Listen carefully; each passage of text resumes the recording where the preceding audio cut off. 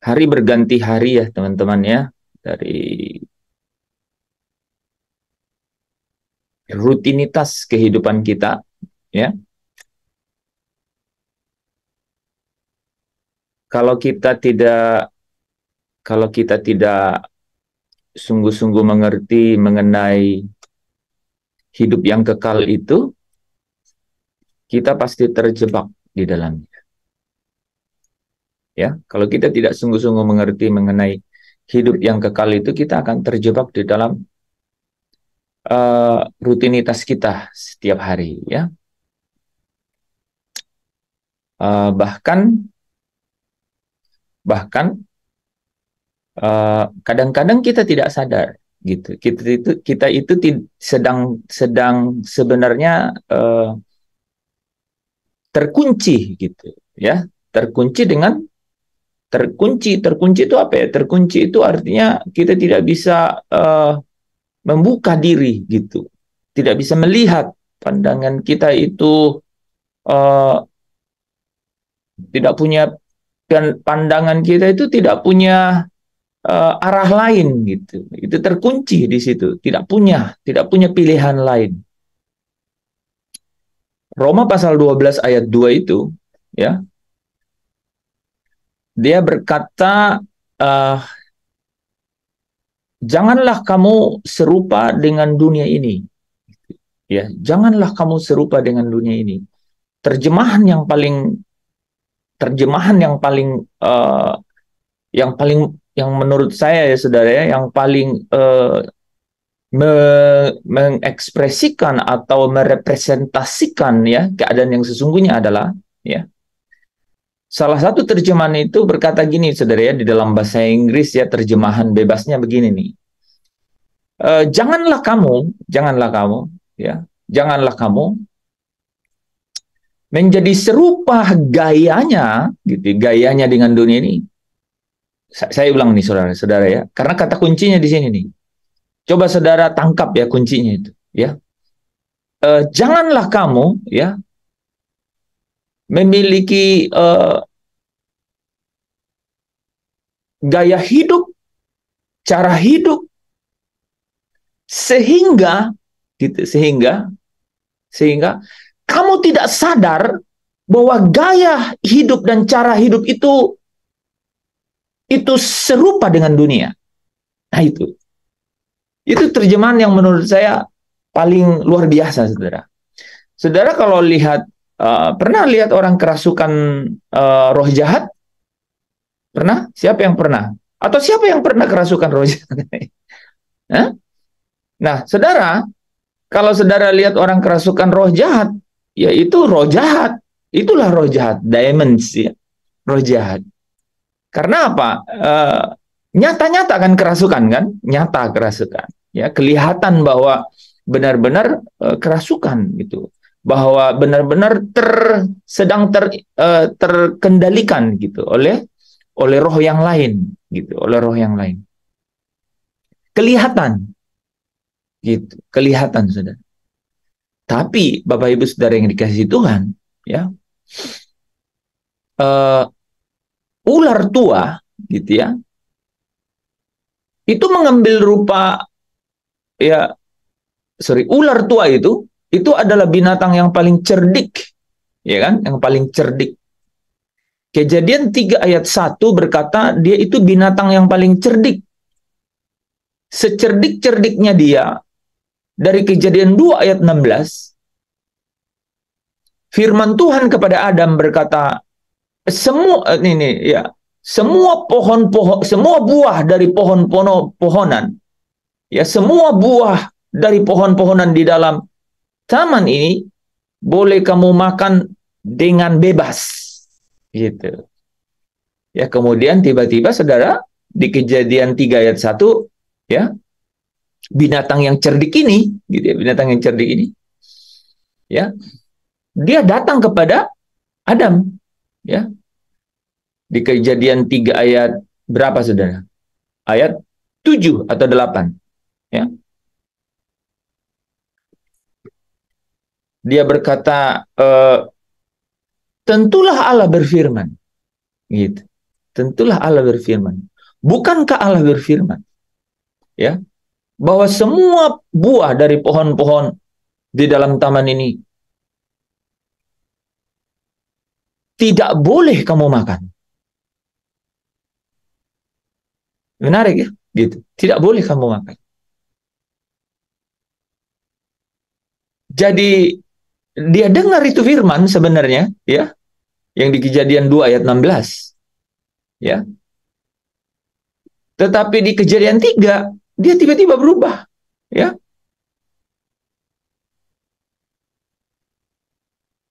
Enggak yang pasti dong ayatnya yang pasti. Ayat 2.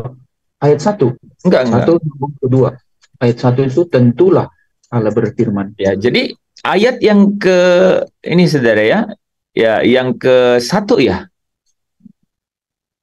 kan? Iya. Jadi saudara lihat, tentulah Allah berfirman, semua pohon dalam taman ini jangan kamu makan buahnya. Kejadian 2 ayat 16, semuanya boleh makan dengan bebas, gitu. Jadi apa yang terjadi di situ saudara? Ya, di situ ada memutarbalikkan kebenaran, gitu. Artinya apa? Kebenarannya itu disamarkan, gitu. Kebenarannya itu disamarkan. Kebenarannya itu disamarkan. Jadi pasti iblis, saudara, iblis yang hadir di dalam kehidupan anak-anak Allah, ini ngomong udah anak-anak Allah, artinya punya status, itu pasti samar, gitu. Nggak mungkin muncul seperti roh jahat, gitu, saudara. Jadi saudara pasti tanya saya kan, Pak, bagaimana dong orang yang kerasukan roh jahat? Apakah itu berarti bukan anak-anak Allah? Ya, pertanyaannya gitu kan? Gampang sekali dijawab itu, saudara. Jawaban saudara apa kira-kira? Apakah orang yang kerasukan roh jahat itu anak-anak Allah? Bukan. Karena semua yang lahir dari Allah, si jahat tidak dapat menjaman. Ya, jadi pasti bukan. Karena apa? Karena dia dimiliki, gitu. Dia dimiliki. Jadi kerasukan ya dia dimiliki, ya. Kerasukan dia dimiliki oleh roh dunia atau roh penguasa angkasa. Nah, dalam hal ini roh jahat itu. Bagaimana dengan anak-anak Allah dong? Berarti roh jahat tidak dapat lagi memilikinya. Pasti tidak dapat, gitu. Ayatnya di mana?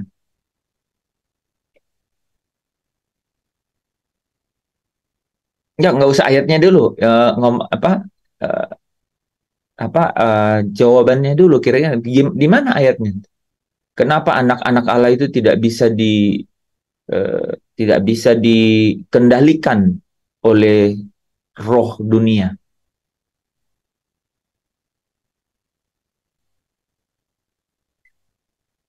Kan ambil di diri sendiri dulu. Karena dia dimeterai dong. Itu jadi kita bicara materai itu implikasi rohaninya itu kemana-mana. Bukan hanya secara rohani, tapi secara spiritual gitu. Secara dunia roh juga. Ya. Jadi karena apa? Karena dia dimeterai. Dimeterai dengan apa? Dengan Roh Kudus. Apa artinya dimeterai dengan Roh Kudus?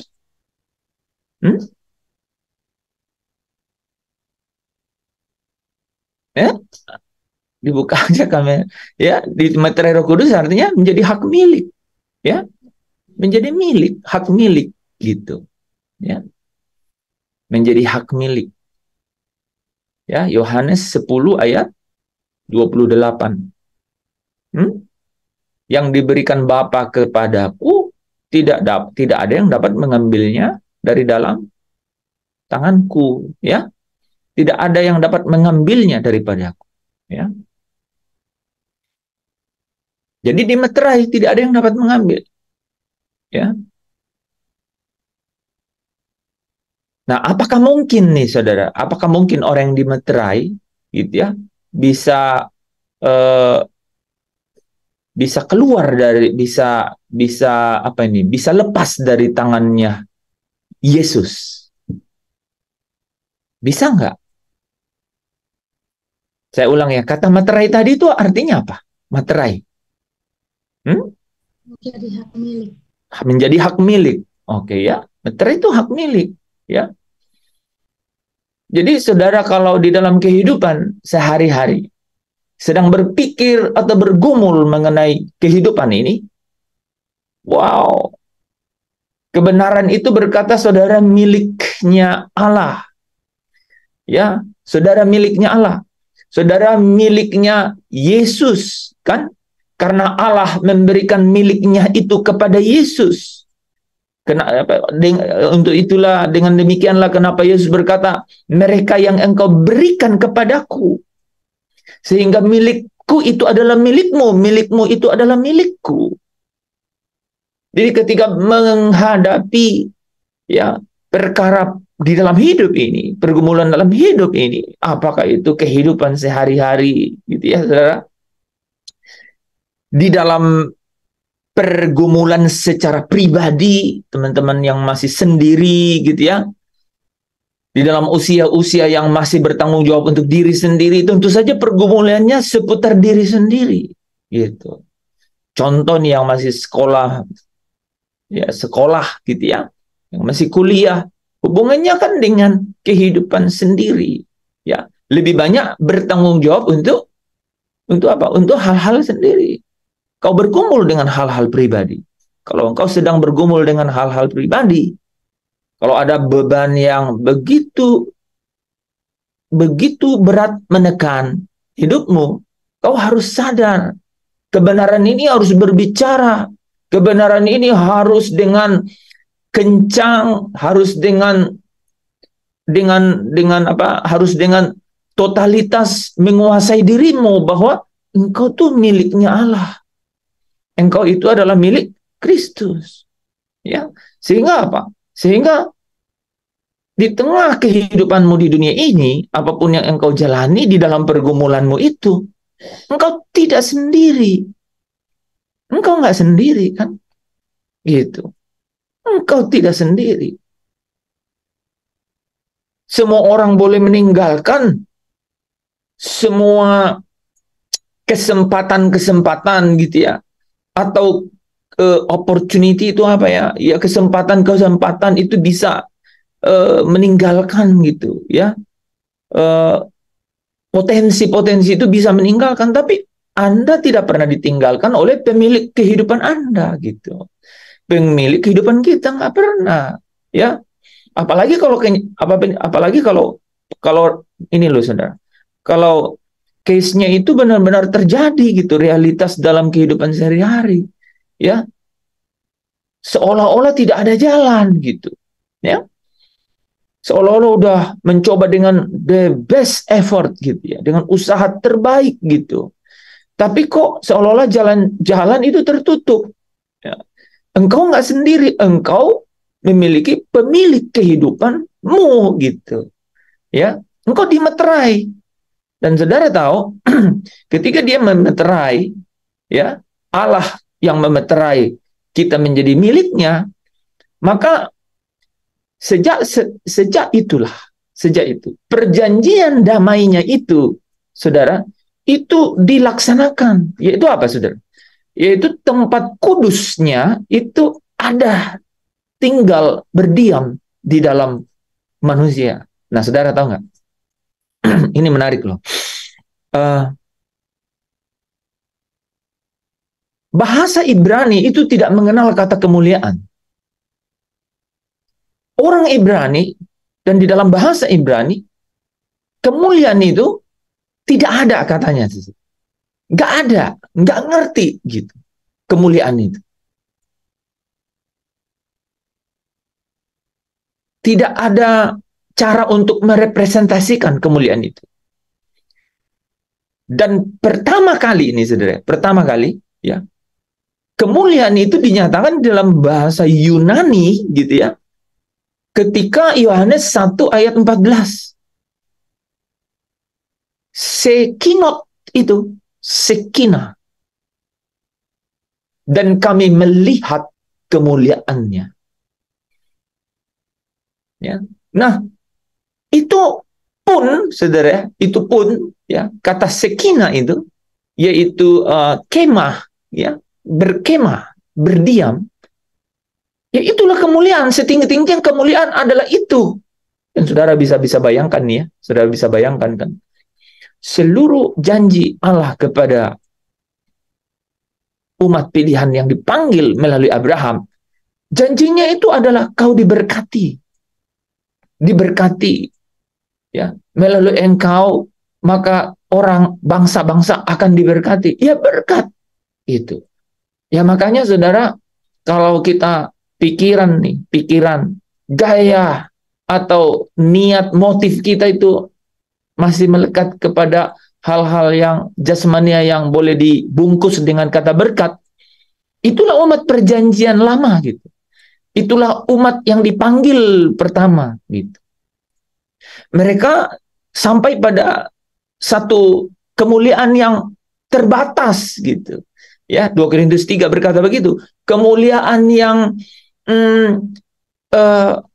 sementara. Kemuliaan yang sementara. Sekalipun itu kemuliaan, tetapi kemuliaannya sementara. Dikatakan dengan jelas kemuliaan itu pudar. Pudar. Nah, di hidup kita, ya, di hidup kita, ya. Kalau kita nih saudara, dikuasai oleh irama dengan hal-hal yang nampak terlihat oleh mata gitu. Nah, kita pasti menikmati kemuliaan yang pudar gitu. Yang pudar nggak tahu lah berapa lama pudarnya. Mungkin saudara ada yang seminggu, ada yang mungkin 3 hari, ada yang mungkin sebulan, ada yang tahan 3 bulan, ada yang tahan 6 bulan. Tapi tiba-tiba setelah itu desperate lagi gitu. Kayak harapannya itu hilang. Seolah-olah putus semua gitu harapan itu. Ya. Gersang gitu loh tuh saudara, ya. Gersang. Di dalam hatinya itu terasa kering begitu. Karena apa? Karena dia melekat atau diatur iramanya oleh suatu kebenaran loh saudara. Suatu kebenaran, ya, karena berasal dari Allah, ya, berasal dari Allah. Tetapi terbatas sampai kepada kemuliaan yang pudar itu. Dan itu sampai sekarang juga masih ada. Ada. Dan iblis tahu persis itu. Iblis mengunci kepada hal-hal yang demikian. Jadi keberadaannya, ya, iblis yang kita bahas di awal tadi itu, saudara, ya, itu dia akan menyamar, dan menyamar yang menarik ini, saudara, ya, menyamar di dalam kebenaran yang kemuliaannya pudar itu, saudara. Saudara tahu nggak? Babel besar, ya, Babel besar yang kita bisa tengok dan lihat dan tampak, dan beritanya pun kita dengar hari-hari ini itu adalah ketika Yahudi tetap Yahudi dan tidak pernah terbuka hatinya untuk melihat terangnya Injil yang adalah, terangnya cahaya Injil yang adalah kemuliaan Kristus itu. Yang tidak dapat melihat terangnya cahaya Injil yang adalah kemuliaan Kristus itu. 2 Korintus 4 ayat yang ke 4 atau 6. Ayat 4 ya. 2 Korintus 4 ayat 4 ya. Cahaya Injil yang adalah kemuliaan Kristus. Dan kemuliaan Kristus itu adalah gambarannya Allah. Jadi semua kemuliaan yang ada di dunia ini pasti pudar kalau dia tidak sampai kepada cahayanya Injil yang adalah kemuliaan daripada Kristus itu.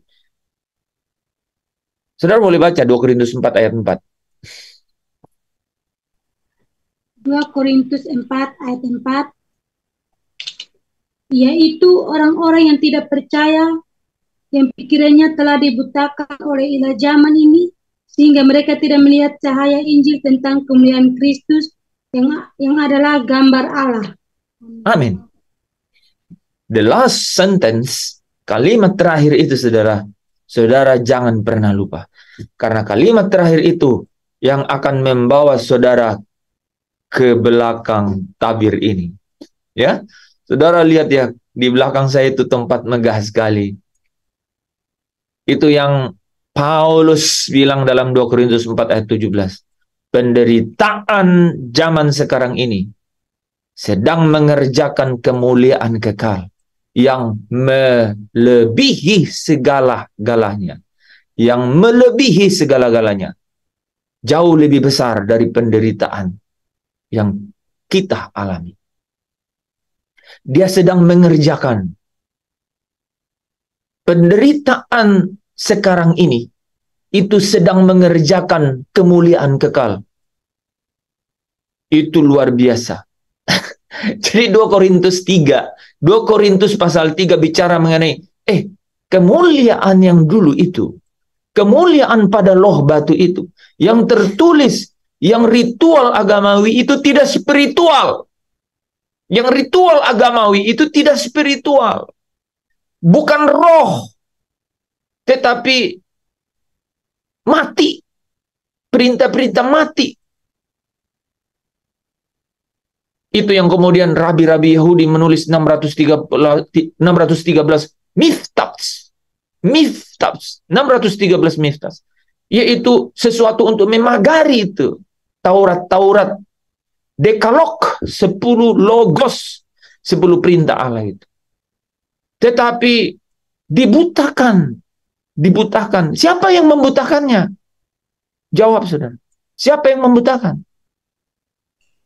Ilah zaman ini. Ilah zaman, kata ilah zaman saudara, paralel dengan penguasa angkasa. Penguasa angkasa itu sejajar. Efesus 6 ayat, saya lupa nih saudara ayatnya ya. Penguasa angkasa. 12, 11, 12. Iya, ya. Jadi ya, tapi bukan itu, Pak. Bukan yang penguasa-penguasa itu. Jadi coba cari penguasa angkasa itu ada kerajaan penguasa angkasa. Itu sejajar tuh. Nah, saudara bisa tangkap ya. Coba tangkap ya. Jadi kemuliaan itu pudar, tidak disingkapkan, tidak tersingkapkan. Karena apa, saudara? Karena penguasa angkasa. Wow, ular yang binatang cerdik, yang kemudian dipakai oleh iblis, kemudian diberi nama ular tua, itu saudara, yaitu naga besar itu menjadi penguasa angkasa yang membutakan itu orang terhadap apa? Nih, di sini saudara, terhadap apa coba? Membutakan orang terhadap apa? Terhadap kemuliaannya Kristus. Wah, saudara, saya berdoa di dalam Roh Kudus menuntun saudara menemukan ini. Saudara bisa bayangkan nggak? Musa berteriak dalam Keluaran 33 ayat 18, perlihatkanlah kemuliaanmu itu kepadaku. Tetapi kemuliaan itu tidak dapat dia lihat. Allah berkata, di situ ada batu, di belakangnya kau sembunyi. Aku akan lewat, dan aku akan tutupi tanganku, supaya kau tidak melihat aku. Karena kalau kau melihat aku, kau mati. Nggak bisa. Kemuliaan itu, saudara, ya, tidak dapat dinikmati oleh Musa. Nah, sekalipun demikian, Musa menurut 2 Korintus pasal 3 juga dapat kemuliaan. Ada kemuliaan. Ya, kita bisa mengerti itu kemuliaan seperti apa itu kan? Yaitu kemuliaan yang muncul dari apa?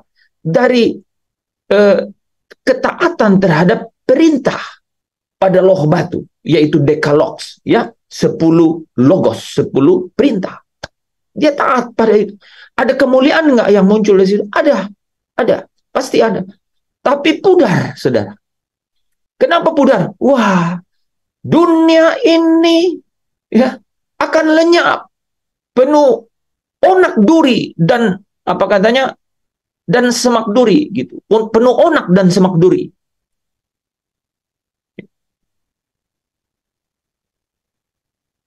Kesudahannya adalah ya kebinasaan gitu. Orang yang mencoba ya untuk taat pada dekalogs gitu ya, saudara, dan tidak berpaling kepada Allah, sang pemberi dekalogs itu, maka dia terkunci pada tulisan mati pada loh batu itu. Itu yang dipakai oleh orang kaya yang muda itu datang kepada Yesus, dan itu masih ada hari ini. Itu bentuknya saja yang berbeda. Kok bisa, Pak? Karena penguasa angkasa, ilah zaman itu memakai modus yang persis sama. Gue udah bayar perpuluhan. Aku udah persembahkan perpuluhan. Aku udah melakukan ini. Aku udah ini. Ya, aku udah bangun pagi, doa pagi. Aku udah, sebelum gue berangkat, gue udah doa. Apalagi, saudara ya, aku sudah memberikan persembahan, bahkan ada persembahan kasih, khusus persembahan, janji iman, semua. Ada daftar. Tapi jauh di dalam hati, ada titik hitam yang jelas-jelas batin dan roh yang ada di dalam batin bicara, itu dibenci Tuhan. Kita simpan dan kita tidak pernah mau mengeluarkannya dari dalam hati kita. Ada relationship, ada hubungan yang tidak menjadi akrab dengan Allah, apalagi intim. Karena apa? Karena ada sesuatu yang mengganjal di situ. Seorang muda yang kaya itu, yang sangat kaya, ketika Yesus menyentuh titik itu, dia dengan sedihnya pergi karena sangat banyak hartanya. Dia tidak mampu memberikan satu elemen yang paling disukai oleh Tuhan di dalam dirinya. Yang Allah mencarinya. Makanya saya selalu senang 2 Korintus 3 ayat berapa itu? 16, 15 dan 16 itu, saudara. Coba saudara baca 2 Korintus 3 ayat 16. 3 ayat 16. Kita ulang-ulang ayat itu ya. Ya, ini bagus nih. 2 Korintus 3 ayat 16. Tetapi apabila hati seorang berbalik kepada Tuhan, maka selubung itu diambil daripadanya. Amin. Luar biasa. Jadi pemuda yang kaya itu tidak mampu hatinya berbalik kepada Tuhan. Karena Yesus bilang, juallah segala hartamu, segala milikmu, supaya engkau memiliki harta di surga. Yesus tahu persis bahwa di mana hartamu berada itu, pasti disitulah hatimu berada. Jadi kalau orang tidak berpaling hatinya kepada Tuhan, Bapak Ibu Saudara yang dikasihi Tuhan, adakah engkau di satu keadaan di mana hatimu tidak sedang berpaling kepada Tuhan, maka selubung itu tidak akan pernah tersingkap secara penuh. Secara penuh. Inilah yang benar-benar menjadi rahasia. Jadi iblis, pekerjaan tertinggi iblis, saudara, di dalam hidup ini, itu adalah membutakan mata hati orang supaya tidak melihat cahaya Injil yang adalah kemuliaan Kristus, yang adalah gambaran Allah itu. Karena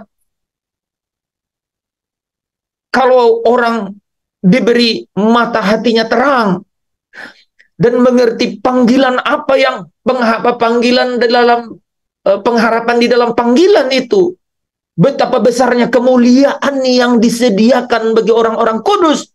Wah, iblis bilang, I'm lost. Aku kalah. Itulah puncak. Puncak itu. Dan pekerjaan iblis itu adalah pekerjaan untuk menutup mata hati orang kepada cahaya Injil. Apa cahaya Injil itu? Injil. Nah, ini saudara bisa urut sendiri loh, saudara. Ini paralel. Injil kepada Abraham. Injil kepada Abraham. Yang ada di dalam Dekalogs itu, saudara. Itu kemuliaannya pudar. Tapi cahaya Injil yang hadir melalui Kristus, yang menjadi korban pendamaian, yang katanya aku datang bukan untuk dilayani tetapi memberikan nyawaku menjadi tebusan bagi banyak orang. Di dalam pengorbanan itulah cahaya Injil itu yang adalah kemuliaannya Kristus. Dan kalau saudara pahami itu yang disebut via dolorosa, itu yang disebut jalan derita. Kenapa 2 Korintus 3 bicara itu, dan di dalam 2 Korintus 3 itu langsung dikatakan, tetapi pelayanan yang oleh roh ya adalah jauh lebih mulia, yaitu apa saudara dikatakan, yaitu roh yang menghidupkan, ya, yaitu roh yang menghidupkan. Nah, itu disambung dengan 2 Korintus 3 ayat 2 Korintus pasal 4. Nah, 2 Korintus pasal 4. 2 Korintus pasal 4. Ini menarik. 2 Korintus. Jadi di 2 Korintus pasal 4 tiba-tiba muncul kata penderitaan. Penderitaan mengerjakan kemuliaan kekal. Saudara bisa bayangkan? Jadi 2 Korintus pasal 3 bicara kemuliaan Musa, kemuliaan Dekalog, kemuliaan ritual agamawi itu pudar. Dan orang yang tidak berpaling hatinya, hati jadi kata kunci, hatinya kepada Allah. Selubung yang menutupi kemuliaan itu tidak tersingkapkan. Tidak bisa disingkapkan. Nah, saudara coba cari ayatnya. Dan Kristuslah yang menyingkapkan. 2 Korintus pasal 3 ayat berapa itu?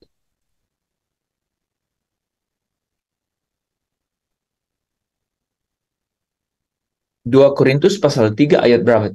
Dan tetapi Kristuslah yang menyingkapkan.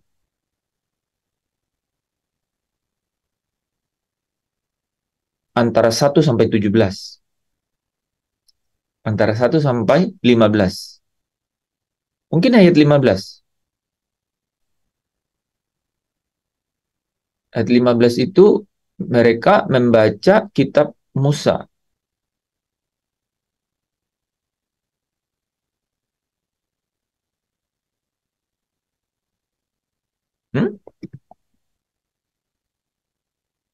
Ayat 14. Oke, ayat 14 bagus. Nah, ini boleh ini bocet boleh tuh dibaca dari 14 sampai 16. Coba ulang ya, 14 sampai 16. 2 Korintus pasal 3 ayat 14 sampai 16. Tetapi pikiran mereka telah menjadi tumpul, sebab sampai pada hari ini selubung itu masih tetap mengelubungi mereka. Jika mereka membaca perjanjian lama itu tanpa disingkapkan, karena hanya Kristus saja yang dapat menyingkapkannya. Bahkan sampai pada hari ini, setiap kali mereka membaca kitab Musa, ada selubung yang menutupi hati mereka. Tetapi apabila hati seorang berbalik kepada Tuhan, maka selubung itu diambil daripadanya. Nah, ya. Jadi Kristuslah yang menyingkapkan. Saudara perhatikan ayat 14 ya. Ada kata apa? Pikiran mereka telah menjadi tumpul. Ya. Coba kita sandingkan ya. 4 ayat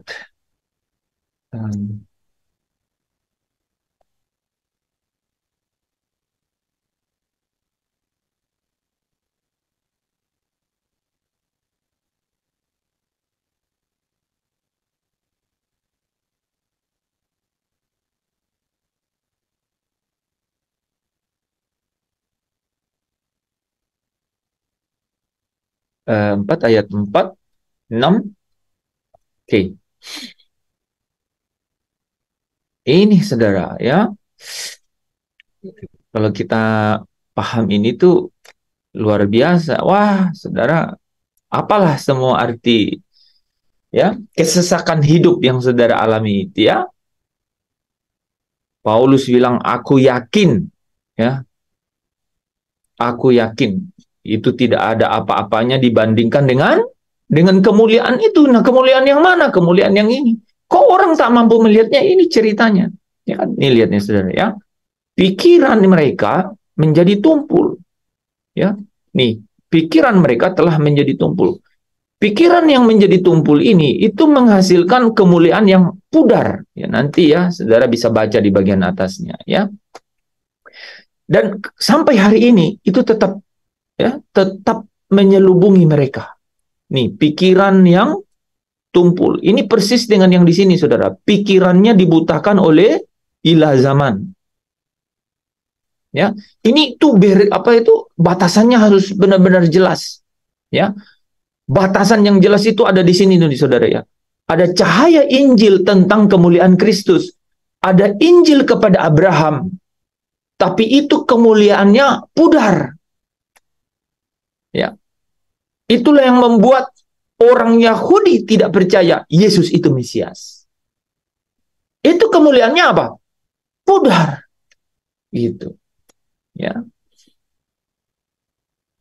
Ketika Injil itu datang kepada Kristus, ketika cahaya Injil itu yang bicara tentang kemuliaannya Kristus, ya, maka itulah yang mengerjakan sesuatu, ya.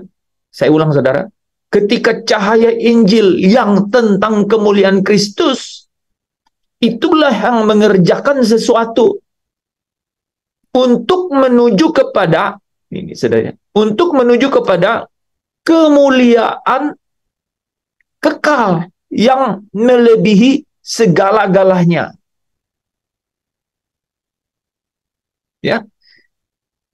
Inilah yang mengerjakan kemuliaan kekal yang melebihi segala-galanya. Jadi cahaya Injil tentang kemuliaan Kristus. Nah, saudara tahu nggak apa kemuliaan Kristus itu? Kemuliaan Kristus itu adalah penderitaannya. Jadi persis sama nih saudara. Penderitaan ringan yang sekarang ini itu mengerjakan bagi kita kemuliaan yang kekal itu.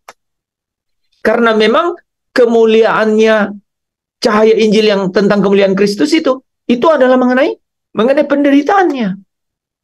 Makanya saudara tahu kan Roma 8 ayat 17 kan? Ini saudara ya.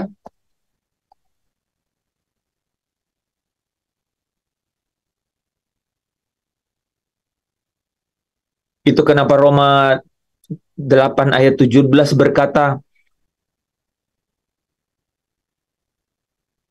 jika kita menderita bersama-sama dengan dia. Karena apa? Jika kita menderita bersama-sama dengan dia. Karena apa? Karena apa? Cahaya Injil tentang kemuliaan Kristus, cahaya Injil tentang kemuliaan Kristus itu bicara mengenai penderitaannya. Oke, saudara biar ini ya, biar masuknya ada 4 ayat 4. Kemudian kita tutup dulu pakai Lukas 24-26. Baru lanjut lagi 4. Ini ya, saudara ya. Ya. Kenapa cahaya Injil itu tentang kemuliaan Kristus? Karena bukankah Mesias harus menderita untuk masuk ke dalam kemuliaannya? Oke, kita tambahin satu ya. Kita tambahin satu dari Yohanes ya. Yohanes 17 ayat 5.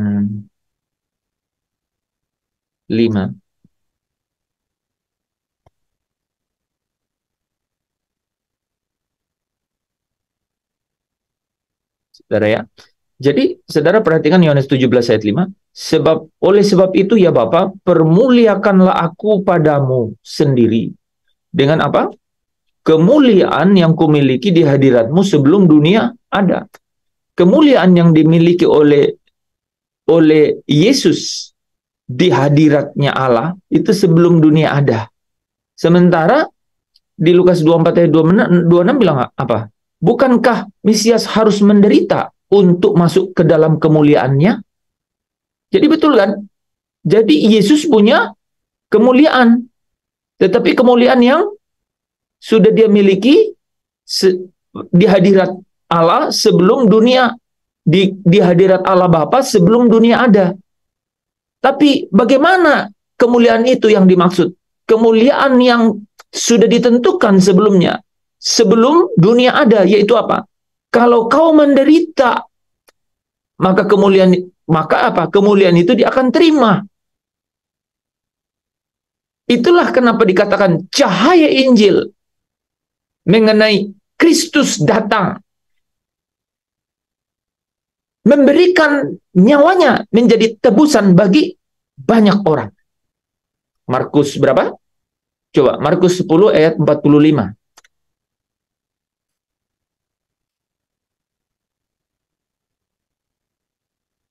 Markus 10 ayat 45. Karena ya Rida. Karena anak manusia juga datang bukan untuk dilayani, melainkan untuk melayani dan untuk memberikan nyawanya menjadi tebusan bagi banyak orang. Anak manusia datang untuk memberikan nyawanya menjadi tebusan. Dia harus menderita. Dan itulah Injil. Cahaya Injil itu bicara mengenai kemuliaan Kristus. Bisa tangkap ya? Itulah kemuliaan yang ini nih loh saudara. Hanya Kristus saja yang dapat menyingkapkannya. Ya. Ini jadi satu pertanyaan satu saja ini dijelasin bisa setengah jam nih saudara. Dan kemana-mana belum tentu juga selesai. Masih banyak ayat yang bisa membuat kita kaya dalam kebenaran itu. Nih ya. Hanya Kristus. Kenapa hanya Kristus saja yang bisa menyingkapkannya? Ya. Karena apa saudara? Karena harus sampai kepada kemuliaannya Kristus itu.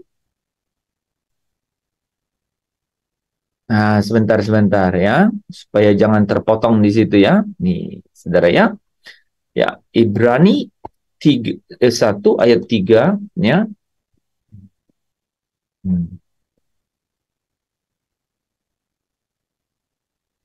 Nih, saudara biar jangan terpotongnya nih. Kenapa dikatakan hanya Kristus saja yang dapat menyingkapkannya? Ya, yang dapat menyingkapkan kemuliaan itu loh, maksudnya. Karena apa? Karena Kristuslah cahaya dari kemuliaan Allah itu.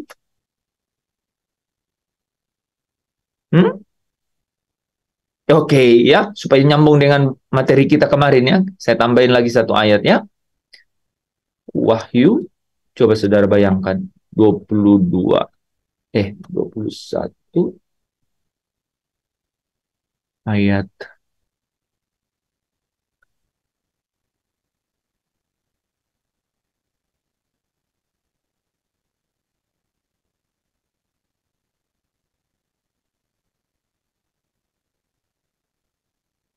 baik pas nih ya.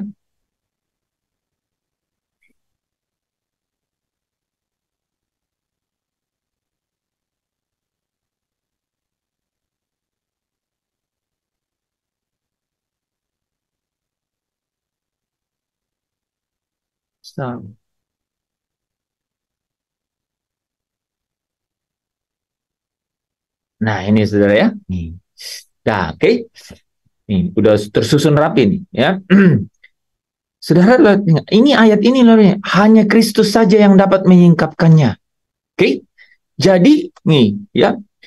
Bahkan sampai pada hari ini setiap kali mereka membaca kitab Musa, siapa saja tuh sebenarnya, ada selubung yang menutupi ya Tetapi apabila hati orang berbalik kepada Tuhan, maka selubung itu diambil daripadanya. Kalau kita baca, kenapa itu sampai dia tidak bisa berbalik? Kenapa nggak bisa berbalik? Kenapa? Karena pikiran mereka telah menjadi tumpul. Ya, sebab ini saudara ini loh. Ini mereka ini termasuk orang muda yang kaya itu loh, saudara. Termasuk orang muda yang kaya itu. Ini yang kita ngomongin di sini termasuk orang muda yang kaya itu. Ya. Dia tidak mampu hatinya berbalik kepada Allah, yaitu apa? Yang dicari-cari oleh Allah. Makanya Daud itu hancur hati. Hancur hati. Nggak usahlah lihat daftar dosanya. Ya. Saudara pasti banyak yang lebih baik daripada Daud di sini kan, secara ya tidak melakukan hal-hal yang tidak lebih yang tidak senonoh gitu loh, saudara. Tapi dia hancur hati. Allah cari hatinya orang itu. Dia terbuka di hadapan Tuhan. Selidiki aku, lihat hatiku. Terbuka setiap saat. Ini makanya saya bilang kemarin, saudara-saudara, kalau masih ingat ya, keintiman kita dengan Tuhan itu bisa diukur dari seberapa kita khawatir, seberapa kita gelisah, seberapa kita takut mengenai kehidupan ini. Puji kata-kata itu. Roh Kudus pasti memberikan pencerahan. Itu ukuran kita intim dengan Tuhan. Karena keintiman itu ada di dalam hatinya itu loh, saudara. Aku akan dan tempat kudusku ada di tengah-tengah mereka. Itu sulit dimengerti oleh Yehezkiel. Itulah sejauh itu Allah bisa bicara kepada Yehezkiel. Tetapi ketika Yesus datang, dia bilang begini, "Hei wanita, air yang kau minum itu akan membuat engkau haus lagi, tetapi air yang kuberikan akan membuat engkau tidak haus lagi. Melainkan air itu akan menjadi mata air yang akan memancar terus-menerus sampai kepada kehidupan yang kekal." Kemuliaan yang pudar dengan kemuliaan yang mengatasi segala sesuatu. Kemuliaan yang melebihi segala sesuatu. Pandangan ini, saudara, kita harus raih gitu, ya. Supaya apa? Saya sebenarnya berlama-lama mencoba membongkar di sini, saudara. Karena kalau ini terbongkar dengan sempurna dan saudara terima semua kelimpahan firman itu, maka saudara bisa seperti Paulus berkata, "Aku yakin bahwa penderitaan sekarang ini tidak dapat dibandingkan dengan kemuliaan yang akan disediakan oleh Allah itu kelak." Ya. Penderitaan sekarang ini itu tidak dapat dibandingkan dengan kemuliaan yang akan dinyatakan kepada kita kelak. Sehingga aku akan tetap bersorak-sorak di dalam hidup ini. Karena aku tahu terang kemuliaan itu tidak dapat dibandingkan dengan semua ini. Semua ini. Jadi pikiran kita yang pikiran kita yang tumpul itu memang harus tersingkap oleh Kristus. Gitu. Supaya kita bisa ketemu dengan itu. Nah, makanya ini, saudara, kalau kita nggak ngerti ini, saudara, engkau tidak bisa penuh dengan sukacita. Nggak mungkin. Dari mana ceritanya? Lu keluar saja di situ tiba-tiba harus pakai duit, kan? Ya. Bukan cuman pakai duit. Tidak murah. Tidak murahan. Segala sesuatu punya sistem. Dan sistem itu punya birokrasi. Dan semua orang yang ada di dalam birokrasi itu punya intensi. Punya keinginan-keinginan. Dan keinginan itu dikonvert jadi yang namanya greedy, yaitu apa? Greedy itu apa? Keserakahan. Kalau ada orang serakah, pasti ada orang yang tidak dapat. Dunia ini padang belantara yang mencekam bagi orang yang tidak disingkapkan pikirannya mengenai kemuliaan di sini nih. Di sini. Kulabuhkan rinduku. Kemana? Wah, kalian ini cok-cek-coknya pegang-pegang laptop. Hafallah lagu-lagu itu, admin ini di sini. Entah ngapa-ngapain. Iya ini. Saya harusnya hafal lagu. Kan? Kalau lagunya aja nggak hafal, nggak mungkin hatinya ikut melodinya. Nggak mungkin. Apalagi kalau dapat masalah. Bablas. Ya? Ditipu sama iblis. Ya? Itu saudara tahu nggak? Kalau Kristus itu menderita, itulah cahaya Injil itu sendiri. Itulah cahaya Injil itu sendiri, yaitu penderitaan Kristus. Maka sekalipun engkau sudah jadi anak, kalau engkau tidak akhir balik, dan saudara bisa tangkap satu message ini, akhir balik itu artinya apa? Menderita seperti Kristus menderita. Supaya kau dapat memperoleh hak penuh. Yaitu apa? Bersama-sama dengan Kristus dimuliakan. Hanya itu caranya, itu jalannya. Ya. Di sanalah kepastian akan hidup di kemah Allah itu. Allah membentangkan kemahnya di antara mereka. Dan tidak ada lagi ratap tangis, maut, duka, cita. Tidak ada lagi. Karena segala sesuatu yang lama itu telah berlalu. Dan yang baru itu sudah datang. Paulus bilang, aku yakin. Aku yakin. Saudara tahu kenapa dia yakin? Karena dia bilang, semua yang kuanggap keuntungan, sekarang kuanggap rugi. Karena pengenalanku akan Kristus. Apa maksudnya pengenalan akan Kristus? Cahaya Injil itu kemuliaannya Kristus. Dan kemuliaannya Kristus inilah yang adalah cahaya dari kemuliaan Allah itu. Musa mau lihat. Dia nggak dapat, saudara. Allah bilang, kau mati kalau kau lihat.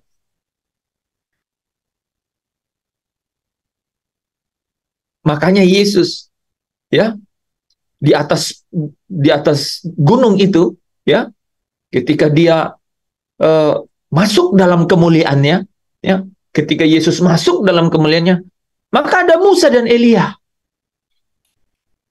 Dan di situ, saudara ya, Musa juga baru dapat melihat kemuliaan Allah itu di dalam Kristus. Di dalam Kristus. Dia bisa melihat kemuliaannya Allah itu melalui Kristus yang hadir di situ. Elia mewakili Yohanes Pembaptis sendiri, ya, dan juga dia mewakili Yeremia, Yehezkiel, Daniel yang hanya diberikan penglihatan. Yehezkiel membahasakannya dengan begitu luar biasa. Yeremia, ya, Daniel melihat anak manusia yang datang kepada sang lanjut usia itu. Dia terbatas untuk menggambarkannya. Mereka ini datang ketemu dengan Yesus, ya, yang adalah cahaya dari kemuliaan Allah itu. Yang satu hari nanti berbeda dengan aku dan engkau. Orang-orang yang apa, saudara? Orang-orang yang dimeterai dengan Roh Kudus, yang artinya Roh Allah itu berdiam di dalam engkau dan saya. Itu roh itu, saudara.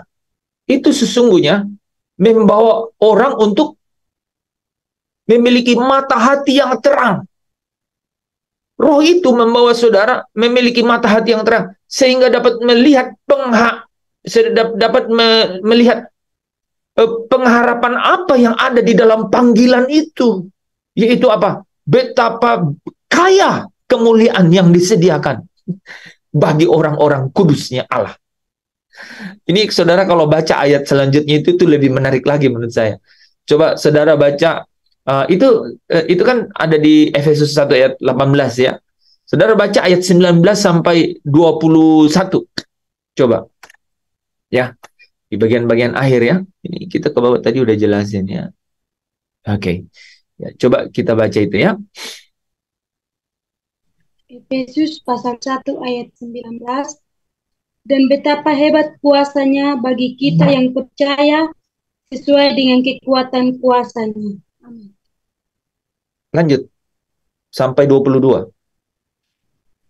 Yang dikerjakannya di dalam Kristus dengan membangkitkan dia dari antara orang mati dan mendudukkan dia di sebelah kanannya di surga. Jauh lebih tinggi dari segala pemerintah dan penguasa dan kekuasaan dan kerajaan dan tiap-tiap nama yang dapat disebut, bukan hanya di dunia ini saja, melainkan juga di dunia yang akan datang.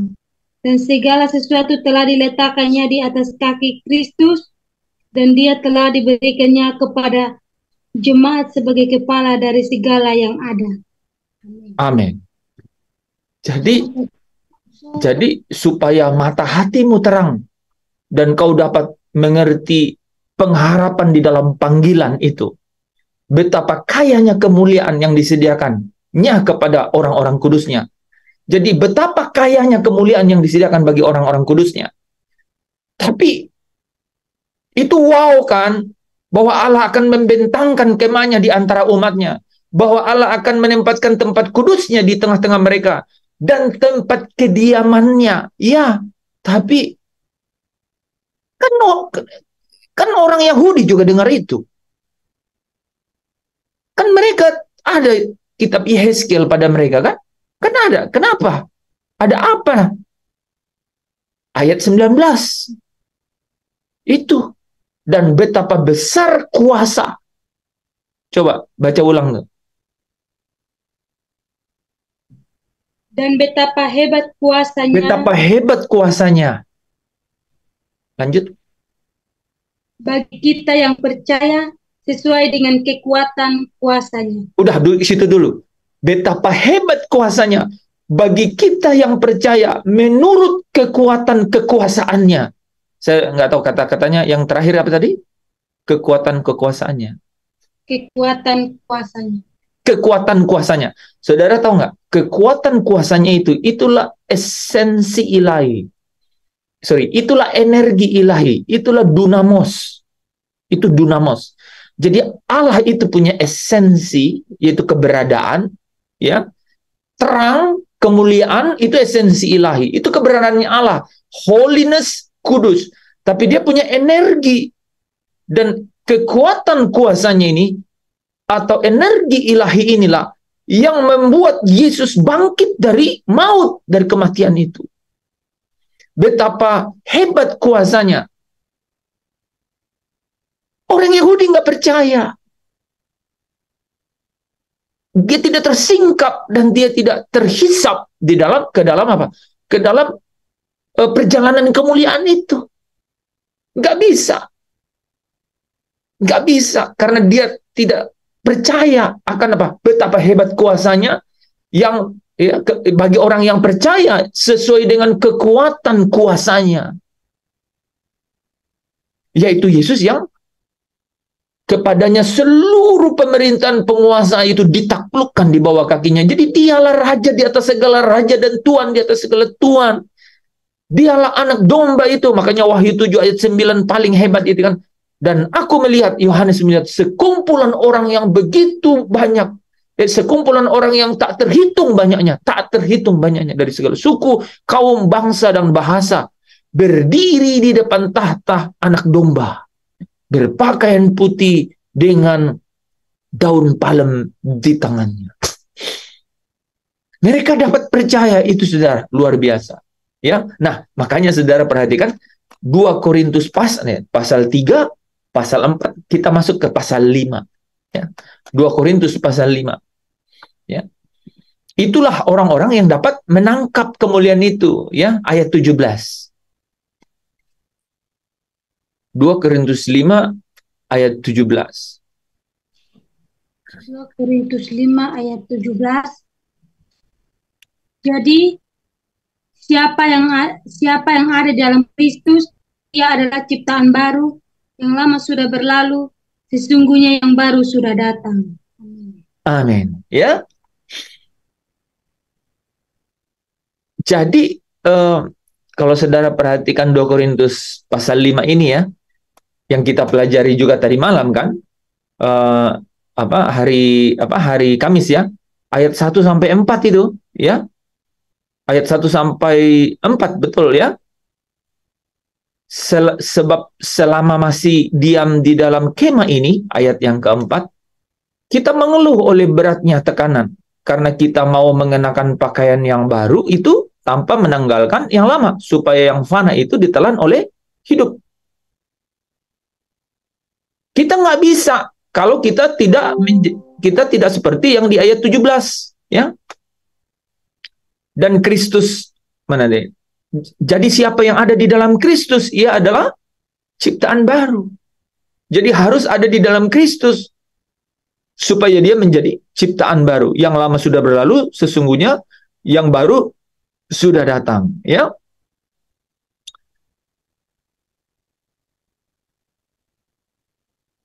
Dan semuanya ini di ayat 18 ya, dan semuanya ini dari Allah yang dengan perantaraan Kristus telah mendamaikan kita dengan dirinya, dan yang telah mempercayakan pelayanan pendamaian ini kepada kami, kepada Paulus ya. Nah, jadi saudara, kemuliaan yang ada di kota Allah itu ya, yaitu kemah Allah itu sendiri, itu tidak tersingkap kalau hati orang tidak berpaling kepada Allah. Tidak tersingkap kalau orang tidak berpaling, hati orang tidak berpaling kepada Allah. Nah, orang yang hatinya berpaling kepada Allah, yaitu bisa berkata, engkau gairah hidupku, satu-satunya ya Bapa. Jadi hanya dia yang menjadi gairah. Hanya dialah kerinduan dan pengharapan.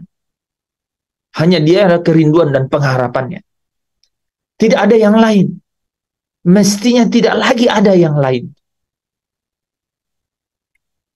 Itu hanya satu kemungkinan bisa terjadi kalau hati orang itu berpaling kepada Allah. Nah, kalau bicara hatinya orang berpaling kepada Allah, saudara, itu artinya apa? Itu artinya Roh Kudus yang menuntun dia. Pasti. Roh Kudus yang menuntun dia untuk apa? Untuk datang kepada Allah. Roh Kudus yang menuntun dia untuk berpaling kepada Allah. Dan Roh Kudus yang pasti membawa dia kepada satu penyingkapan akan apa, saudara? Akan kemuliaan yang kekal itu.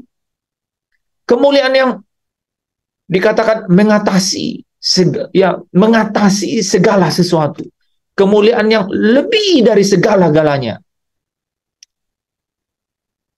Jadi saudara bisa bayangkan ya, tidak ada jawaban tunggal, tidak ada jawaban mutlak di dunia ini untuk satu sukacita, untuk satu damai sejahtera, kecuali di dalam apa, saudara?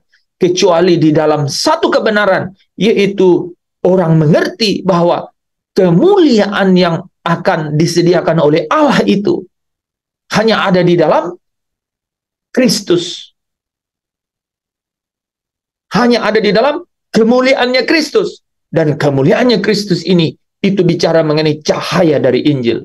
Dan itu bicara mengenai Kristus masuk dalam kemuliaannya dari penderitaannya. Makanya kalau orang yang percaya, betapa hebat kuasanya bagi mereka yang percaya akan kuat sesuai dengan kuat kuasanya. Itu kepada mereka yang dimeterai menjadi anak, yaitu orang-orang yang masuk dalam jejak yang sama dengan Kristus. Yaitu apa? Yang menderita bersama dengan dia akan dimuliakan bersama-sama dengan dia. Di mana? Di Yerusalem yang baru. Ada kota yang jelas, namanya Yerusalem yang baru. Kota yang kudus, kemah Allah yang turun dari surga. Ya, ada jejak yang jelas, yaitu jejaknya Kristus untuk sampai ke situ. Dan ada cara yang jelas. Tidak serupa dengan dunia ini, tetapi mengikuti jejak-jejaknya Kristus, yaitu menderita bersama-sama dengan Kristus. Setiap orang yang ada di tengah-tengah dunia ini sekarang, saudara, pasti sedang ada di dalam penderitaan. Pasti ada di dalam derita. Paling tidak, sekalipun sehebat fasilitas yang dia miliki, satu hari nanti dia akan terlepas, dia akan terputus, dia akan terpisah dari orang-orang yang mereka ingini untuk selalu bersama-sama. Saudara tahu nggak? Seberapapun prestasi yang saudara punya, seberapapun resources yang saudara punya, kekayaan saudara, kalau tidak ada orang untuk berbagi, saudara kosong. Sesuatu yang tidak terbagi itu tidak mengalir. Sesuatu yang tidak mengalir tidak mungkin dirasakan kepuasannya. Dan orang yang tidak pernah puas tidak pernah lega dalam hidupnya, saudara. Dan itu kelegaan yang sesungguhnya itu hanya ada di dalam Kristus. Mari kita baca ayat terakhir, saudara, ya. Kisah Para Rasul 3 ayat 20. Kisah Para Rasul 3 ayat yang ke-20.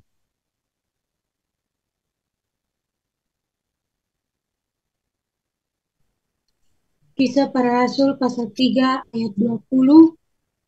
Agar Tuhan mendatangkan waktu kelegaan dan mengutus Yesus yang dari semula diuntukkan bagimu sebagai Kristus. Jadi supaya Tuhan itu mendatangkan kelegaan itu. Dan itu hanya ada di dalam Kristus. Itulah perhentian. Yaitu waktu kelegaan itu. Dan itu hanya ada di dalam Kristus.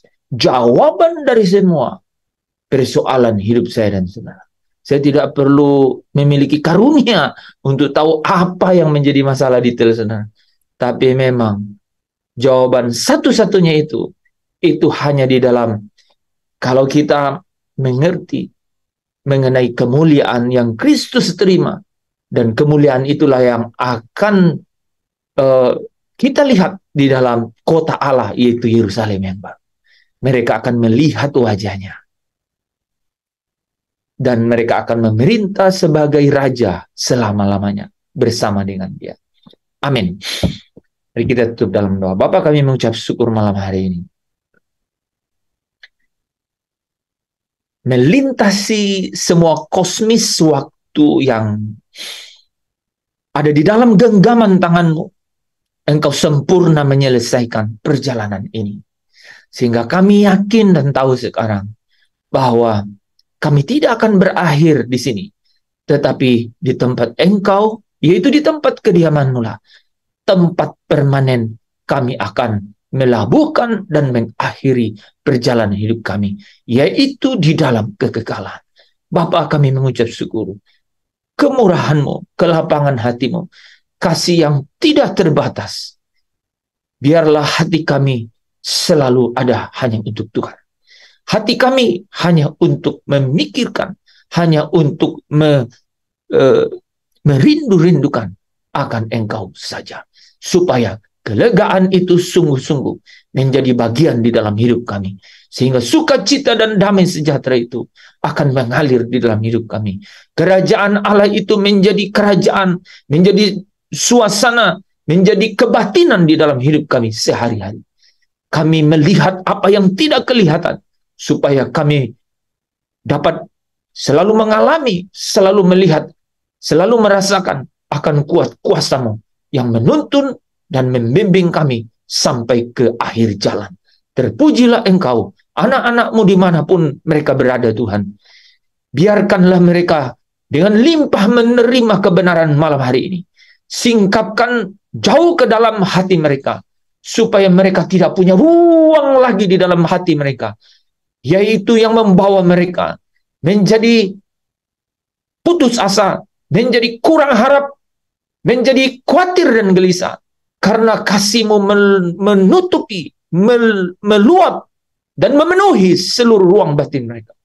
Dan kebenaran itulah yang mereka sungguh-sungguh pegang, sehingga mereka sungguh-sungguh hanya punya satu pegangan dalam hidup mereka. Menanti-nantikan Engkau datang kembali untuk mengubah tubuh yang fana kami ini menjadi serupa dengan tubuh-Mu yang mulia. Masuk ke dalam kemuliaan-Mu. Itulah satu-satunya jalan, jawaban untuk hidup kami. Terpujilah Kristus, anak tunggal-Mu yang Engkau utus, yang memberikan nyawanya untuk banyak orang. Terima kasih Bapa. Seluruh pengagungan hormat kami hanya kami kembalikan bagi-Mu. Haleluya, haleluya. Engkau yang percaya, yang diberkati Tuhan, bersama dengan saya katakan, amin. Amin. Amin. Amin. Amin. Amin. Amin. Terima kasih teman-teman. Terima kasih. Terima kasih. Terima Shalom, kasih. selamat malam. Good night.